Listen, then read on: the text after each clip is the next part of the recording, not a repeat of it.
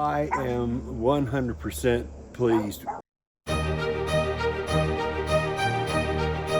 All right, this yard is relatively straightforward. We've got tumbleweed, we've got some goat heads, some just random weeds in it, but nothing overly crazy for the goats. There is some large tumbleweeds in here that are older, and they're not going to get all of it. But what's left over, we'll come back and we'll pick up and we'll take and dispose of those. We normally don't have to do that in the summertime because the goats will generally eat everything because it's green and it's lush. But when it's big, dry, and dead like this, then they'll leave a lot of those skeletons, and that's something we do in the wintertime as part of our service. Now, we do have a couple places here where the wall is just too short.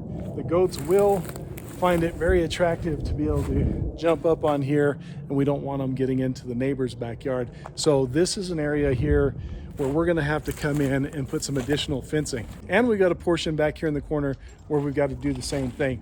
So I charge an additional $35 per areas of protection like that. So we got 2 of those. So that's an additional $70.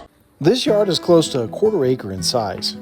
And even though there's not complete vegetation coverage across the entire yard, I still categorize this as heavy vegetation because of the size and volume of some of these tumbleweeds.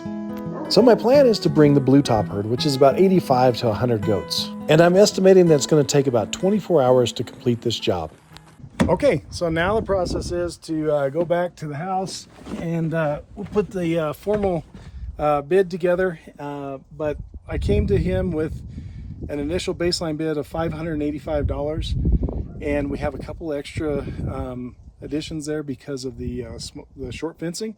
So we'll add that into the estimate, then we've got to charge tax, and we'll send it to him. But Alex and I have already talked to him, and he seems to be good with everything. So the formal estimate is just that. It's a formality.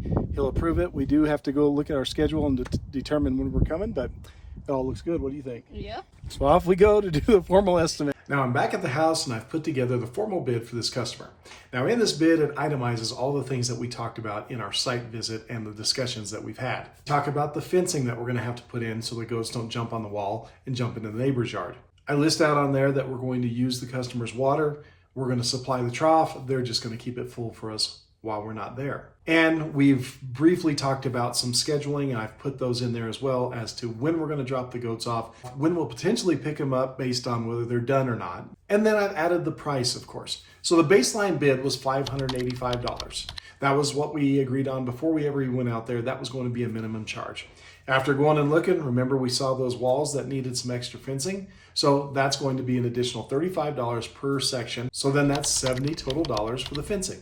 And on top of that, we are in the state of New Mexico, and New Mexico charges tax on all goods and services. So I have a tax on top of that, which is $48.72 for a grand total of $703.72 for this job. So if after reading all of this and looking at it and being happy with the price and happy with the scheduling, then the customer can either accept it or decline it. Now, if he accepts it, he simply pushes the button that says accept, and then at that point, then I work on putting him on the schedule. After all the discussions that I've had with this customer, I believe he's going to accept that bid, and then the goats are going to have another great job to do. So the estimate is in his inbox, in his email, and I'll just wait to see what he has to say.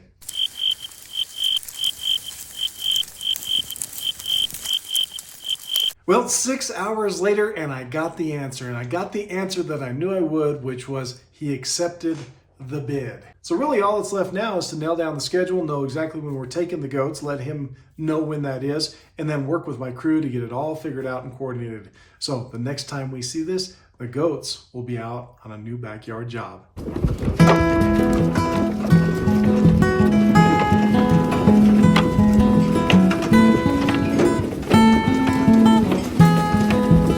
Away.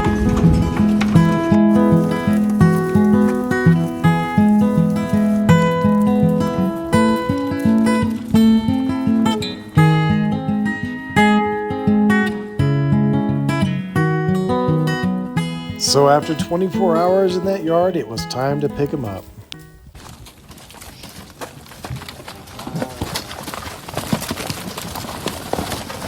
Away. Really cool. Away. Oh man. Away. Good girl. Lie down. Down. Down. Jim, tell me about your experience with the goats. I am 100% pleased. If everybody saw the video of what this yard looked like to what it looks like now, it's amazing. Jim, tell me what your favorite thing about having the goats here was. How friendly they were. I came out a couple times to fill the water tank and for them and that, and they just kind of walk up and go like, "Hi, what's going on?" And nobody got real aggressive or anything like that. It seemed like a very nice, well-behaved bunch of Yeah, goats. they're very personable. Yes. Most of the time. Yeah. Jim, why'd you hire the goats instead of, say, a landscaping crew? Really, one was a cost factor. I figured this would have been several $1,000s. I did a landscaping crew, and plus the fact the goats are something that's natural, and they had something natural to feed on. Jim, what did you think about the price for the service? I thought it was very reasonable, very fair. Jim, would you recommend to somebody else to hire the goats? 100%. Not only do they do, like I say, you can see a bang-up job, they're also very entertaining. The goats did a fantastic job on this project. I'm incredibly proud of what they did and so happy that the customer was so satisfied. Just take a moment and enjoy these before and after videos and pictures.